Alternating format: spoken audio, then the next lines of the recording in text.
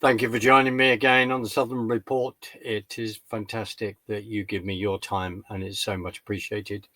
So there is so much going on in Israel, the Middle East, and that surrounding area, and in the geopolitical world, that it's time to speak to John Haller and catch up as much as we are able in just under an hour. John, how are you, my friend? Good to see you, and thank you so much for your time. It's much appreciated. I'm fine. What better to do on a rainy day in central Ohio? Well, you no can golf practice. today. No golf today, but you can practice afterwards. But it's really, joking aside, it's really important that you go and do that. As in, at times we take the time out to maybe walk into some beautiful countryside, because if we don't and step back, so many things going on that it can be extremely overawing, if not taxing, on our mental health. Do you agree? I agree. I work at the golf course just 1 or 2 or 3 days a week, and yesterday the golf course is in for the area here around Columbus. It's kind of known as a windy area. But yesterday the heat index was 103 or 104. Wow. Extremely humid, and the wind speed on my weather app was 1 mile per hour, which is like we've never seen that out there. Wow. And it was brutal to sit outside for 6 or 7 hours. And then today it's literally 30 degrees cooler than it was yesterday afternoon. So, but it would be a great day to play, but the weather intrudes. So I hear you. John, there is so much going on. I think it would be fair to say, and I want to know what your opinion is, that we are in the middle of the biggest propaganda war in regard to Israel that maybe we've ever seen in recent times, maybe even bigger than, there's an interesting story with Kawana Gate in 2006. But what say you, sir? Because it's coming at us from every side. Well, it really is a propaganda war of epic proportions, particularly, obviously, with the Israel-Gaza war. And I don't know if Gaza war is necessarily the best way to describe it. It's the Israel trial Palestinian state war. Because Gaza was set up back in 2005. The Palestinians have their own state. The Gaza became Judenrein, which meant free of Jews. People that we know, like Yishai Fleischer and others, were forced out of Gaza that lived there. Israel had developed a very booming agricultural businesses in that area. They had high-tech greenhouses, drip irrigation, and everything. And they were literally, some of them were ripped out of their homes by the IDF to turn it over to the Arabs. And we see what happened. So when I watched the debacle, I guess is the only way I can describe it, of the past few days, what's unfolding at the UN, and all of these states now sort of, I don't know if it's a word you use in Scotland, glomming on, grabbing on to this ridiculous notion that they're going to, somehow this Palestinian state will be different than the failed one that caused the October 7th attack. So they had a state, they had these wonderful greenhouses and facilities. And what did they do? They went in and destroyed them because they'd been built by Jews.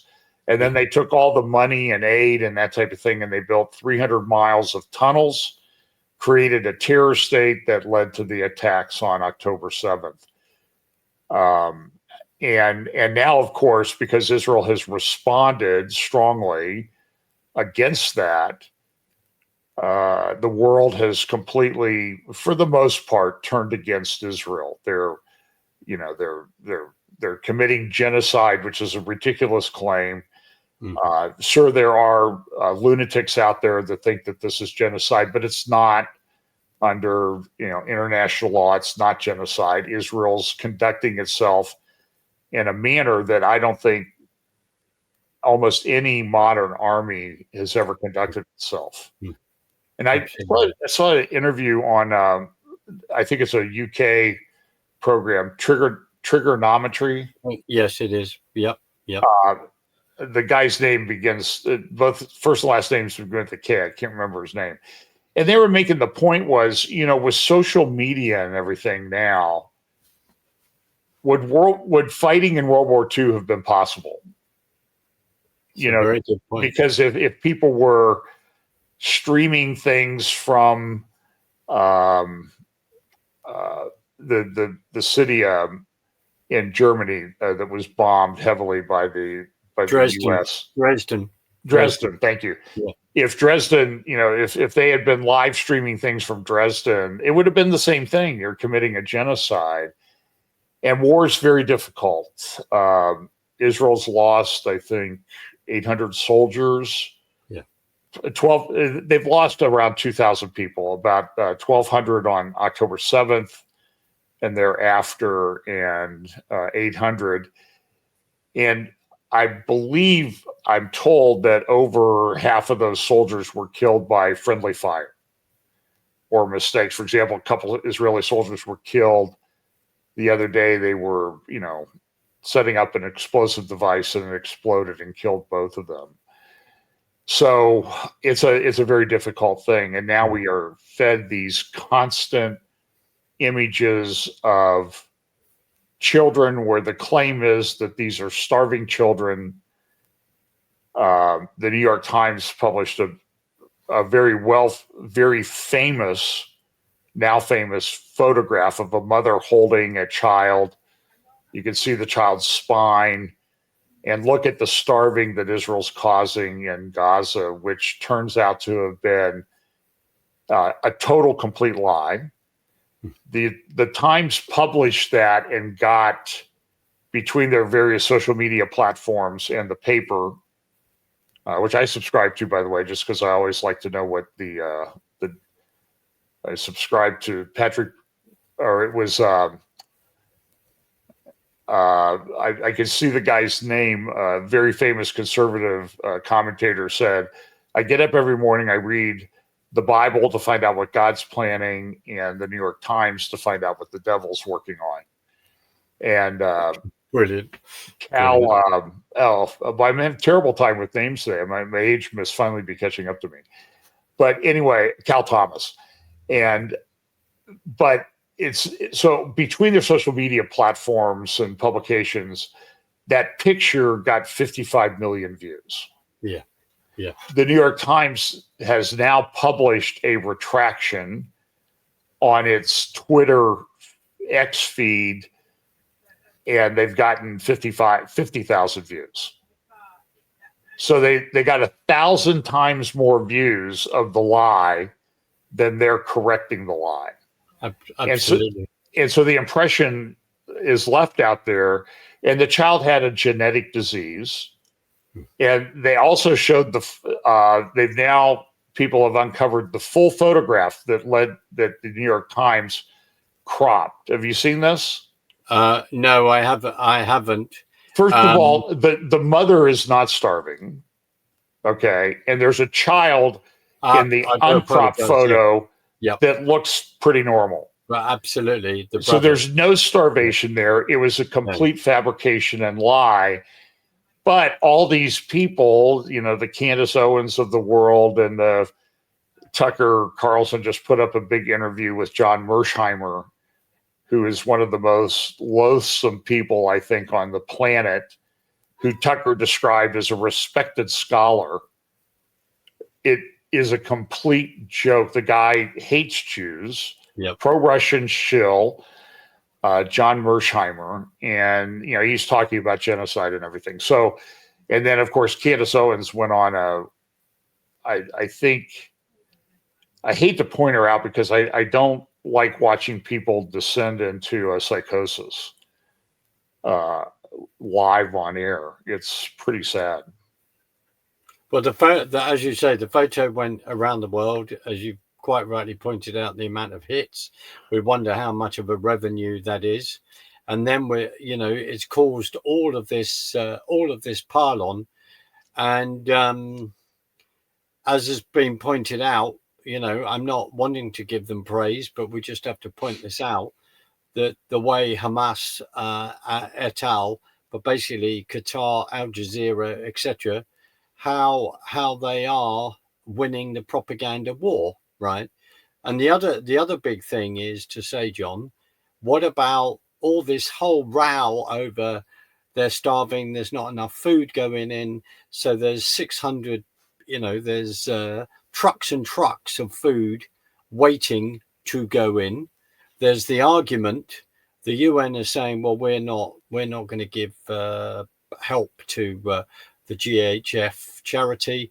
Basically, the UN, the NGOs are trying to wrestle the control of the food back off this amazing charity, GHF, that's been working with the Israelis to control the food so it could be given free of charge to the people in Gaza instead of Hamas then charging the people of Gaza money for that food, so they are then able to keep perpetuating basically their war chest, etc. So we've had all that, but there is enough food, and there isn't a genocide. And yes, of course, we don't want to see people dying in there, etc.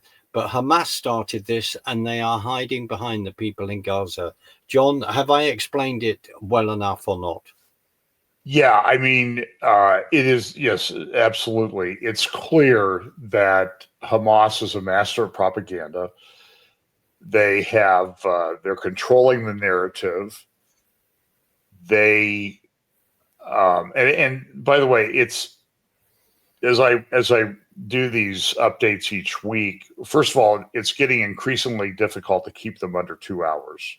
Yes, just and I cut out massive amounts of information every week, and sometimes I will confess that sometimes I'm a bit organized chaos is maybe the way that it comes, because I do. Somebody asked me how many times I practice giving an update before it's given, and I'm like, you do understand that sometimes I'm adding slides while I'm standing there at the podium. Yeah. While they play the 30-second introductory music, but because it's increasingly difficult because things happen so quickly. But we have to go back to this what Hamas has done in Gaza, the way they have used human shields, the war crimes that have been committed in Gaza have been by Hamas. Yep. In Gaza and in the border areas around Israel, and these intentional launching of rockets into civilian areas. Israel's been, look, Israel's probably made mistakes, but they've been very, very precise in what they've done. But everywhere I look, Mark, it's just this massive propaganda war that you have to sort through. So recently, well, go ahead. No, I was going to say absolutely, and our friend Danny Seaman in Jerusalem, who does that fantastic program on JNS Straight Up, and I know I forwarded it to you because Danny, and I'm just going to read it. He had a guest on that was from the Begin Sadat Center for Strategic Studies, and he was talking to this lady who was I think it's her plus others debunking the genocide allegations and re-examination of the Israel-Hamas war. And I've got to go into it more details, and I'm going to put a link in the program because it talks about debunking all that, the amount of trucks that have gone in, the amount of food that's gone in.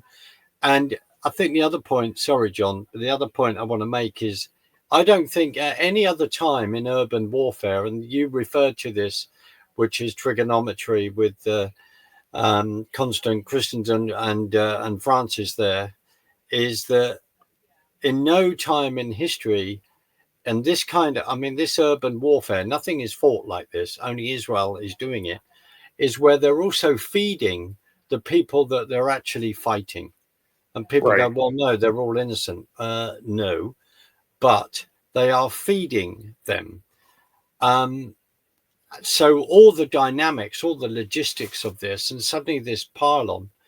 But John, look at, what about the so-called leaders like, Macron and all the rest, and the threats, and particularly from my own excuse of a prime minister, Starmer, all these threats, and then Carney, Canada's going to join in, and then we've got Australia saying, we're going to recognize a Palestinian state if you do not stop this war in September. So aren't they supporting terrorism then, John? Well, sure. I mean, by the way, do you get a little catch in your throat when you have to say Prime Minister and Starmer in the same sentence?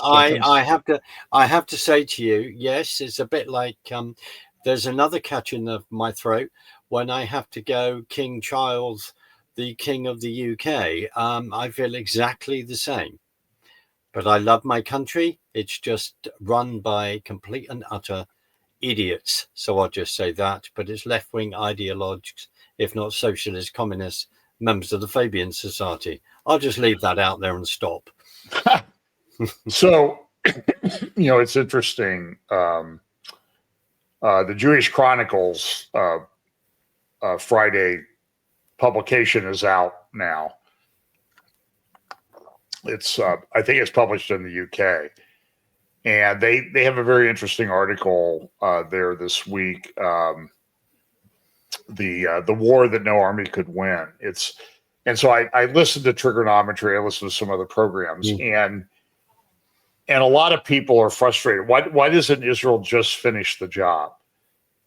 And this is a very, very difficult war. Israel does not have unlimited numbers of people. They don't have unlimited number of weapons. You have to manage the logistics and that type of thing.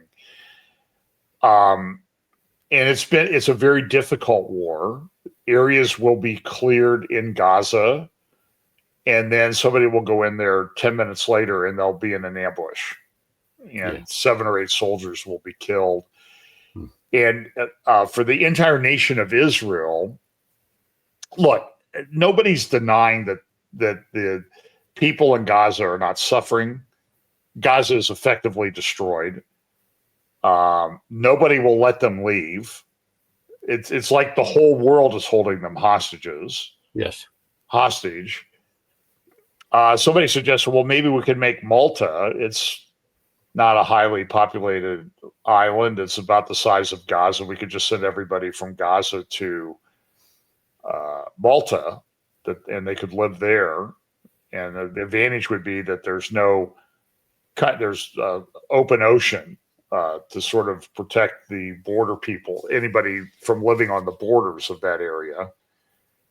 Mark, 2.5 years ago, I was in Israel for a media summit, and we went down to the Gaza border, and we spent time in several kibbutzim along the border, had talks from people, met a guy who was a mayor of one of the areas down there who had lost his legs in a rocket attack at a kibbutzim, a kibbutz named Niram.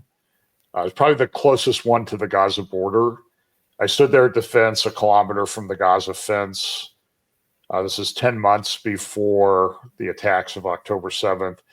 And the guy told about losing his legs, but there was a memorial there because 2 people had been killed by a rocket. And they used to say that, what living here is 95% heaven and 5% hell, because when they start firing rockets, you have 10 seconds to get to a safe place, regardless of where you are in the kibbutz, to get to a safe room. And so, Niram was attacked, not as bad as some of the other kibbutzim along the border, but it's what these people live with all the time. I don't know, Mark. There were mistakes made. The Israeli authorities had a failure of what do they call it? Concepcion.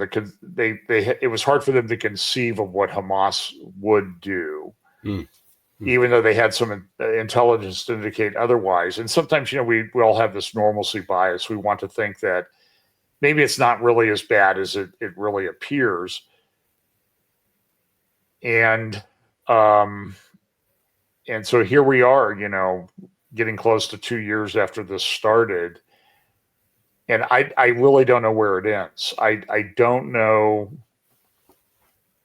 I don't know how. I don't know what the resolution is. So in light of that, though, the world doesn't try to solve Gaza. They just say, well, let's create another state of another Palestinian state. So this is not a two-state solution like they lie and talk about. This is really this would be the third Palestinian state that they've created. When the division was made back in the early 1920s, the world agreed that it should be a homeland for Jewish people west of the Jordan River, and the Arabs would be east of the Jordan River. That would be Israel and Transjordan. Well, the Arabs never accepted that, just like they're never going to accept this fake two-state solution that's been bandied about since Oslo in 1993. It's not going to work. We saw what happened in Gaza. We've got a recent example of a state, and now they want to create one in the biblical areas, what's the biblical areas known as Judea and Samaria, what the world calls the West Bank. And we just had a 2-day meeting at the UN to talk about this, and it extended over into a third day so everybody could get on board about how they support it. And so now you see a map of the world, and about the only people that have not come out for a new Palestinian state in Israel proper, in what was called Israel by everybody at the San Remo conference back in the 1920s, and the world agreed on. They want to now create a third Palestinian state in that area, and they lie like it's the first one. It's not a two-state solution. It would be 3 Palestinian states and Israel. That would be 4 states. They do lie, John. And just quickly, it's like when you're talking about Transjordan, that was the state for them. And of course, Churchill, giving away 78% of the land that was out of 100% that was then promised to the Jews. So Transjordan is then created. Jordan comes about, and they're Arabs. Or, why not go into Egypt? And of course, no, they're not going to be allowed to, because they don't want the Muslim Brotherhood then infiltrating their countries again. But that is the land. That's what was assigned to them. Right.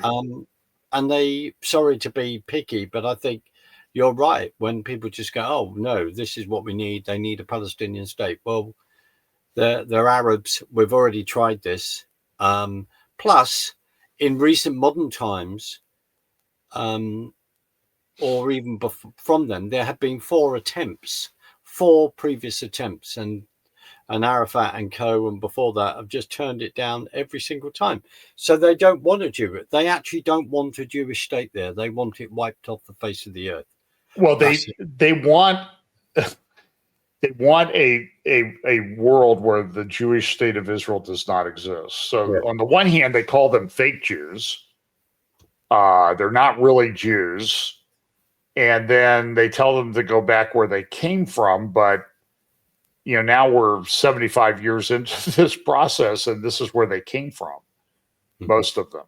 There's not very many alive that came from somewhere else. Well, it's not a huge chunk of the population. This is an irresolvable thing. We know this is talked about in Bible prophecy. And the interesting thing about Bible prophecy is, we look at the passage in Daniel where it says he will confirm a covenant with the many for 1 week. Now, there's controversy within the Christian community about whether that prophecy has been fulfilled or not. Let me just address that quickly. To those who say that the prophecy has been fulfilled, I question that, because one of the things in both Jewish and Christian eschatology is we want to point to fulfilled prophecies. Yeah. That God knows the end from the beginning. And so I have friends, and I really like these people. I respect them. I pay attention to what they say. They say, well, Daniel 9:27 was fulfilled by Jesus, but I don't. It seems to me, Mark, that that's very low-hanging prophecy has been fulfilled fruit. And I don't see anybody, for example, the New Testament writers wrote after Jesus, and Jesus had made reference to prophecies in Daniel. And I don't understand why, when they wrote those passages, they didn't say, by the way, this prophecy has been fulfilled. You understand what I'm saying? Yeah. And so that's, arguments for silence are not always the best, but this one is pretty good.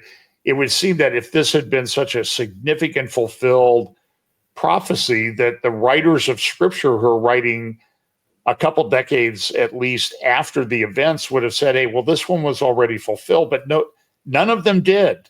Not one that I know of. And I've challenged people to do that. So, but the one thing, so we look at this as a future thing. There would be this confirmation of a covenant. Now, I don't think that the parameters of the covenant the parameters are clearly defined. And so it leads to an area of kind of questioning and speculation as to how this is actually going to unfold in the real world. But certainly we're seeing the world trying to force something on Israel in terms of a yet another, it should be called a two-state solution. It should be yet another state solution. Yep. So I don't know. So is this something related to the covenant? And it's, Mark, I'm shocked at what I'm seeing geopolitically, even for my own country, in terms of things in the Middle East that we could talk about. I don't like the way things are going. I don't think people understand Turkey. I don't think they understand the guy in charge in Syria. I personally, we have this guy running around the Middle East. I think his name is Tom Barak. I don't think he knows. I don't think he understands what's going on. He needs to be brought back home and send somebody else over there. You find somebody who's smarter that would do it for free, for crying out loud. Right. What is Tom Barak's role? He's not the ambassador to Turkey, is he? As well? No, he's the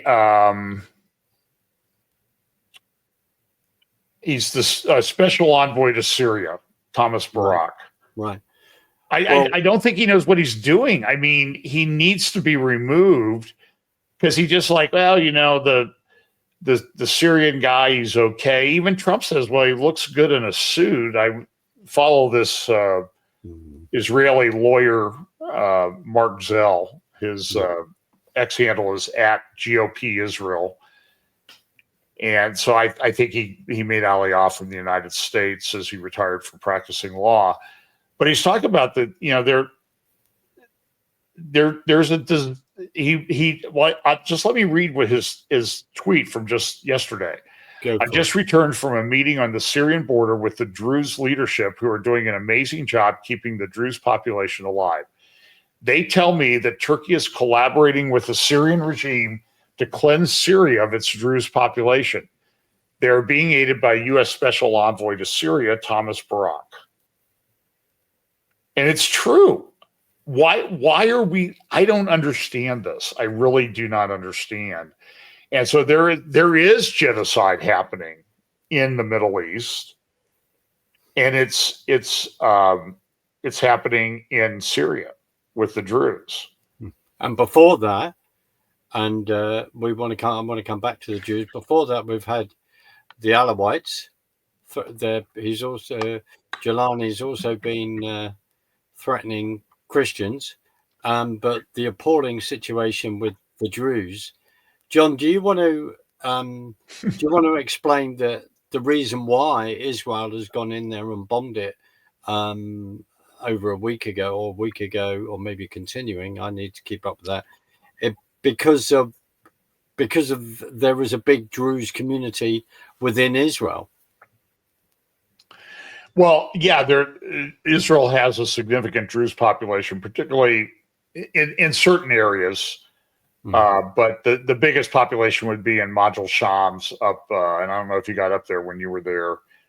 No. It's at the base of Mount Hermon along the Syrian border. And when Israel took over the Golan Heights in the 1967 war, suddenly there was a division. So when you stand there along the Golan border, there's a no man's land, although Israel's kind of extended the buffer zone a little further into Syria since the Syrian revolution back in December.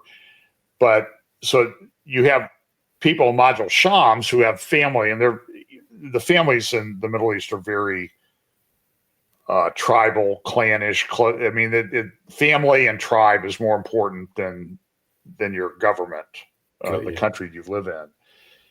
And so these people are divided for a very, very long time and did not have any physical contact with people in their family for decades. And so now,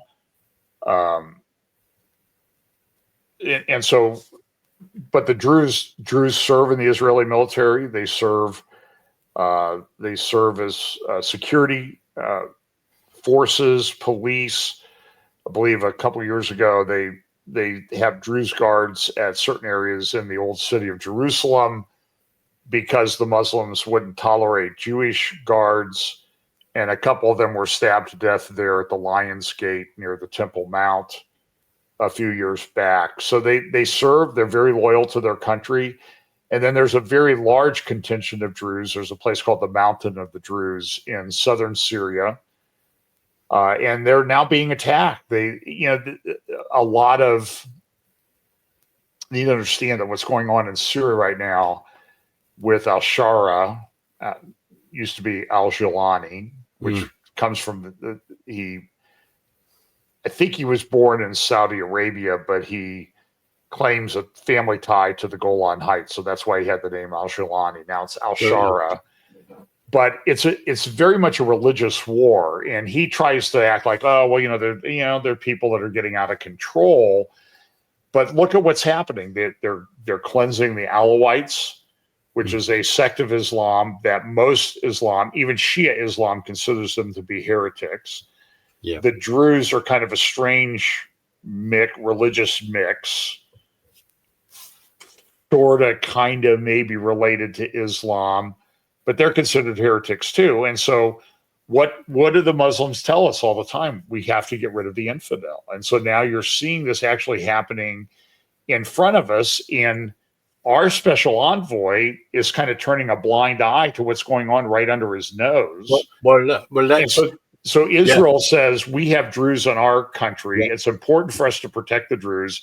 So when the Druze are attacked in Syria, we're going to defend them. So that's why they were bombing, and now everybody gets their knickers in a knot, so to speak, about what Israel did. They bombed a Syrian defenses, at least the new government's headquarters in Damascus, and they tried to stop it. But they're probably, I've heard, between 1,500 and 1,300 Druze and Christians killed. And so they went into this area in the Mountain of the Druze area in southern Syria. The Syrian Islamic forces that are under Jelani's within his sphere of control, and they slaughtered a Christian pastor, his family, and others in the church, a total of 20. And so my question is, so we see this happening, but how many protests at Columbia, at Harvard, at UCLA, in London for these things actually happening? By the way, the UN even came out this week and said there is starvation occurring in the area of the Middle East, in Sudan. Yeah. Well, And then wait a look at minute. Where's look all at the what's protest about that? yeah, and look at what's happening on the Congo. Look at what's happening in Nigeria. Look at what's happening Right. in Angola, etc., etc. Yeah, and I'm And just I will gonna say, can I just add, look what will be happening soon in the West, in London, in America. It's coming. Mark, I just see what I read British newspapers. I don't know. Maybe it's just because I have this. I need to flagellate myself every day. I hear you. But the Daily Mail had an article today that the population of the UK has gone up by 700,000 people Again. in Oh, the last year. absolutely. Yeah, But yeah. Mark, you know, you live there. It's not Brits having kids. It's people coming in from somewhere else. Am I right? Yes, you are. And the other thing is, you had all this problem on your southern border with Mexico for 4 years under Biden, the auto pen user. You had that. You've had a minimum of 11 million people, I think, coming over the border, and far more, according to people like JJ Carroll and his great work and beyond. But we've got all these boats coming in. We've had a prime minister come in and say, I'm going to smash the gangs. I must stop doing the accent, but I will. Everyone does the accent. They're not stopping it, but the previous excuse of a Conservative government never stopped it either. Under Boris Johnson, we had ridiculous amounts of legal immigration. And before any Americans say, why don't you stop it? We've voted to stop this. I'm not advocating violence, but people are now protesting outside hotels up and down this country, and is going to get more in regard to protests. John, yeah, there's a very simple way to stop the boats. They won't do it. And also, going back to what you were saying about the Syrian leader, we've seen Macron meet him as if he's a long lost buddy from an 80s disco. We've had two people over here, an ex member of parliament, come to me in a minute. We've had Alistair Campbell, the previous communications director to Tony Blair, with his podcaster, Rory, whatever. The name is completely gone. But this is outrageous when they are, Rory Stewart, that's his name, when people are going over there lauding these people. And I agree with you with what Trump has said. It's wrong. It's wrong. This guy, Syria, you've said it about what Turkey has been up to. It's one heck of a mess. Where are people's moral compass? You know, with the river to the sea, Cole, as you said, where are they? There's a genuine genocide going all over the country. Look at starvation in Ethiopia, and there has been starvation there, etc., etc. I'll be quiet. This is mad. There's no moral compass, John, at all. Speaking of the property, no, there's not. And look, I said this the first time I spoke about October 7th. So this would have been on, I think October 7th was a Saturday. Yes. It was a Shabbat.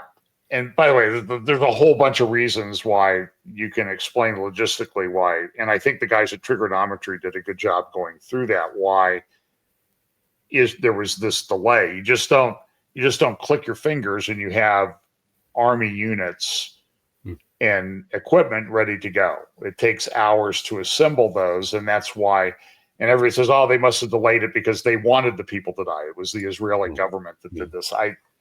If that's the case, if your first instinct is that, you're probably got a problem with anti-Semitism. But I'm just looking at the propaganda war in the last few hours. So yesterday, Tucker Carlson drops this interview with John Mersheimer.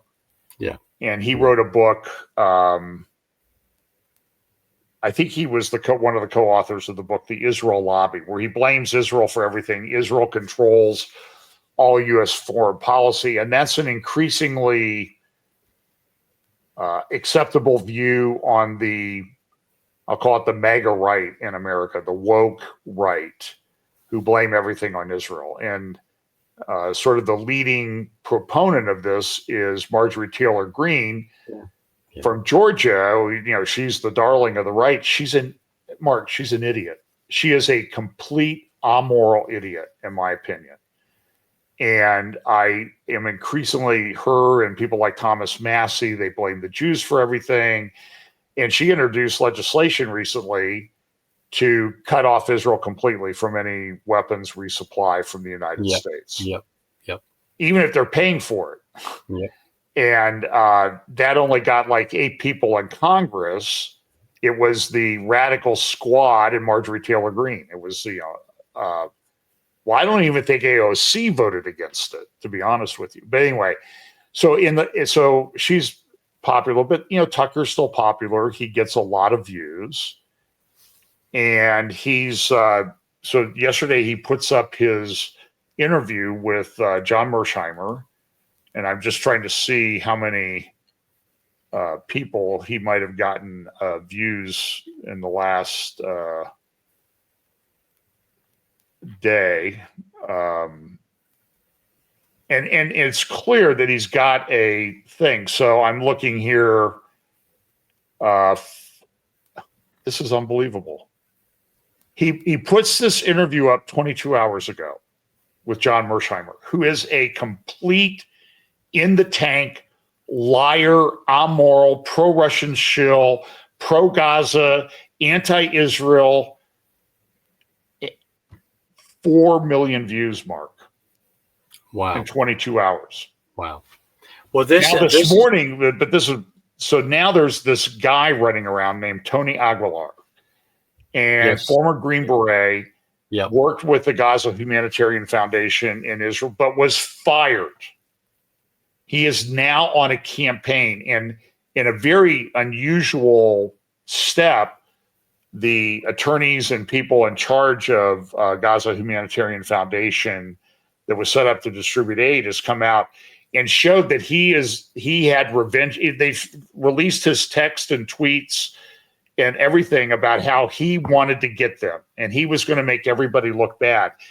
And so within the last 2 hours, Tucker has released a video of him. And he says, part 1 of our interview with retired Green Beret Lieutenant Colonel Tony Aguilar, who says he witnessed war crimes in Gaza. Next week, his detailed response to the attacks against him. And what I'm saying here, Mark, is this is difficult for Israel because the Qatari-funded, pro-Hamas, anti-Israel, anti-Zionist people throw these things out there constantly. And how do you respond to them? Now, look, Gaza Humanitarian Foundation was way ahead of the curve on this. Yeah. Unlike a lot of other organizations, that doesn't matter to Tucker Carlson. No. That does not matter. No. And the guy is a proven liar, a proven fraud, and that doesn't matter to Tucker Carlson. People need to call Tucker Carlson out for the pay. Look, I don't know if he's getting paid to do it or not. The gracious thing would say, well, he's being paid to say this, because we really don't want to deal with the reality that he may be as bad as we really think.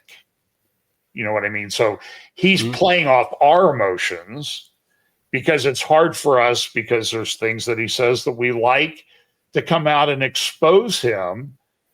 But look, this started with it really started with the interview Tucker did with Munther Isaac in March or April of 2024. And I've interviewed Dumasani Washington, who with I can't remember her name. She does a lot of stuff for the Epic Times. Very good stuff. She wrote an article with Dumasani Washington and Tablet about Munther Isaac and what Tucker Carlson was doing.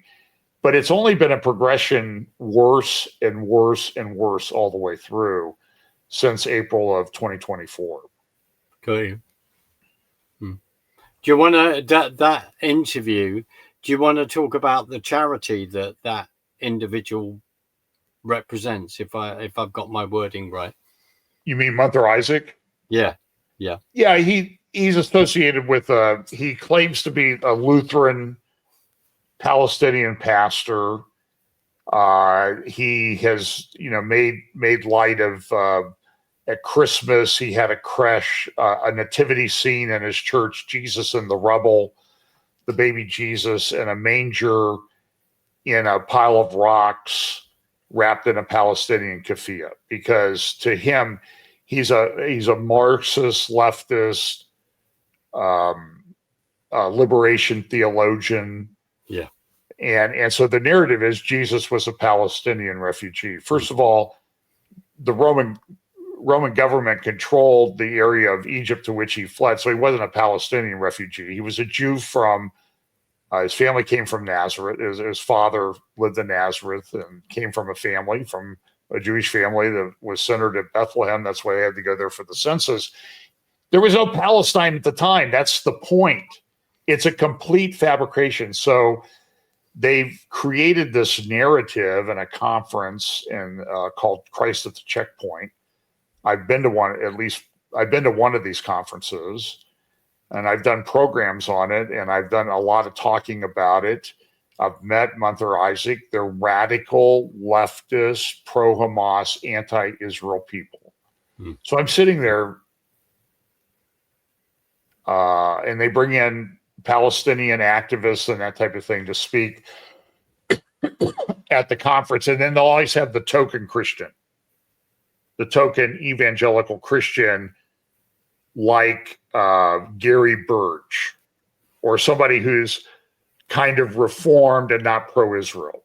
They'll never have a Zion, or they'll bring in a guy who's pretty weak in defending. They'd never have you. No, they do let me eat meals with people when the one that I went to. I don't know. I don't want to go too long on time, but I'll just share this. So I was sitting at dinner one night across from an obvious couple of guys who were in a relationship that were pastors of a Methodist church in Colorado. They on their Palestinian keffiyehs at dinner. And there was an empty seat between us, and this guy sits down, and it's the keynote speaker for the evening. And I don't remember his name. He's an oncologist, lives in Toronto. His story is he lived in Gaza, and there was an explosion at his home that killed 3 of his daughters and a niece or 2. And it was in the New York Times and everything. I did research it and found out it appears that the story is true. Well, we don't know whether it was a Palestinian rocket that fell short or an Israeli attack that maybe didn't hit its target precisely. But so listen, we're very, the tragedy of losing your children is pretty bad. So I asked him, so I said, I've heard that the living conditions in Gaza are pretty bad. Oh, it's horrible. It's the occupation. But so when I was having this conversation with him, this was 2018 in Oklahoma, Gaza had been under the control of the Hamas for 13 years. That's right. They hadn't built anything. And by the way, now they're running around saying, oh, give us back our beautiful Gaza. So now it's bad. Now the Gaza that they lost is a great place. It's a paradise on the Mediterranean. Before they were saying it was a hellhole. And so you can't have it both ways. So anyway, I said, so I hear that the conditions in Gaza can be pretty bad. Oh, it's terrible. Now, by the way, this guy was able to freely go from Gaza to Israel to practice medicine. He's a very respected oncologist. He's since relocated, at least when I met him, he was living in Toronto. And I said, but so as I travel around Israel, I've been to these areas in Nablus. There's a big, they call it a refugee camp. A refugee camp seems to be, you can inherit money and refugee status if you're a Palestinian. And so they've kept these people as refugees. And I said, this camp, it looked very densely populated. It's a slum. Okay, but I said, I said, why is that? He goes, well, it's the occupation. I said, well, I don't understand why there's all these luxury apartments and homes right around the refugee camp that you've maintained there for 70 years. What's up with that? Well, it's the occupation. And I'm like, yeah, but everybody else has these luxury apartments. I go to Bethel and areas around Bethel and ancient Ai, called Etel. It looks like Beverly Hills in the Palestinian area. By the way, and there's nobody around. They've built these homes with the aid. I don't think they live there.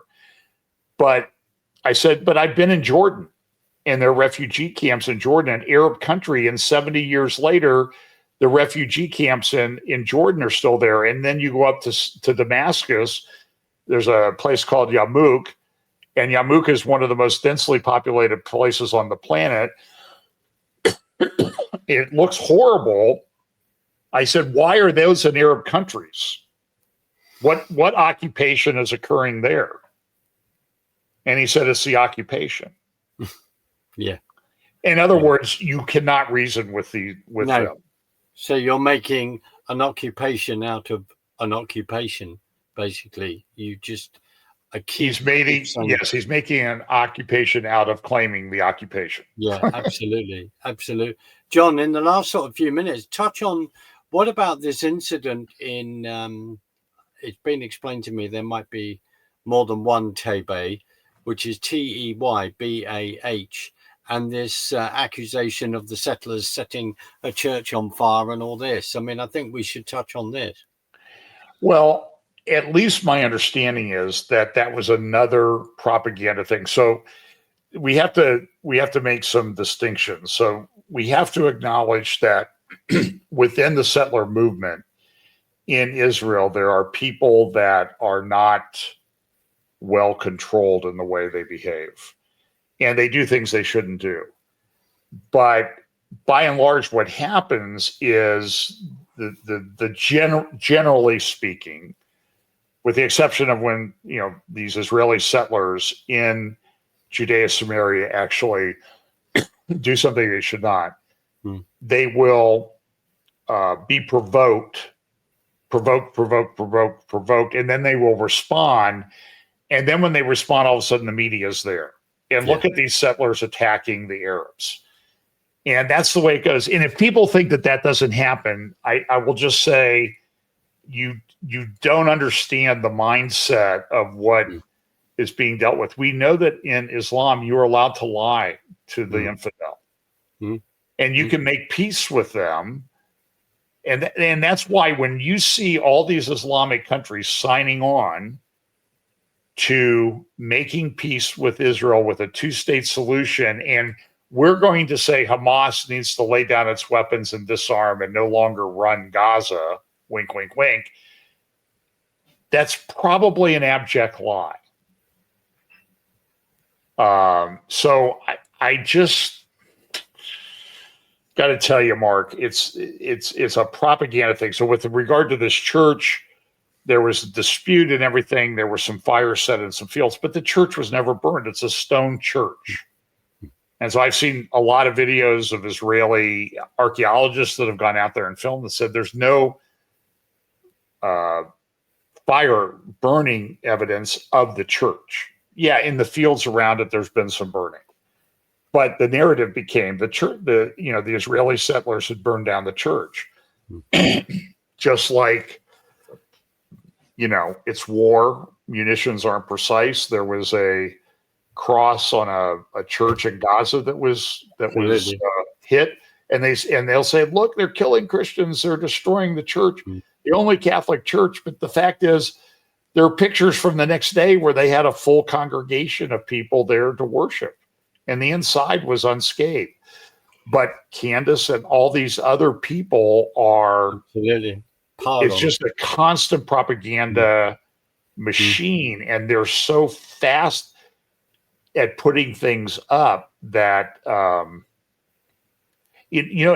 what I'm thinking about almost seems like demonic remote writing.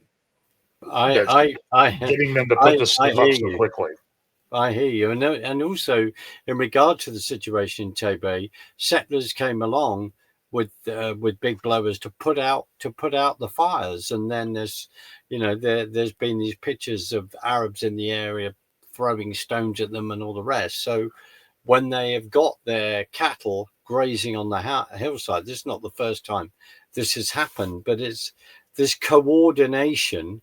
And of course, Mike Huckabee went down there to investigate as well. And then in time, we've just seen that no, this is not the case how it's been reported.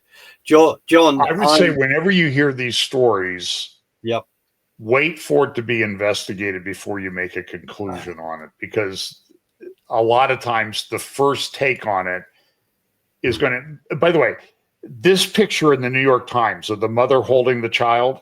Yeah.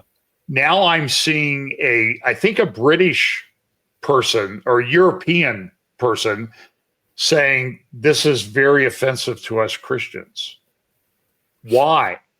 Because that image was made to look like the Pieta that you see at St. Paul's Cathedral in the Vatican. The Jesus holding the crucified Jesus.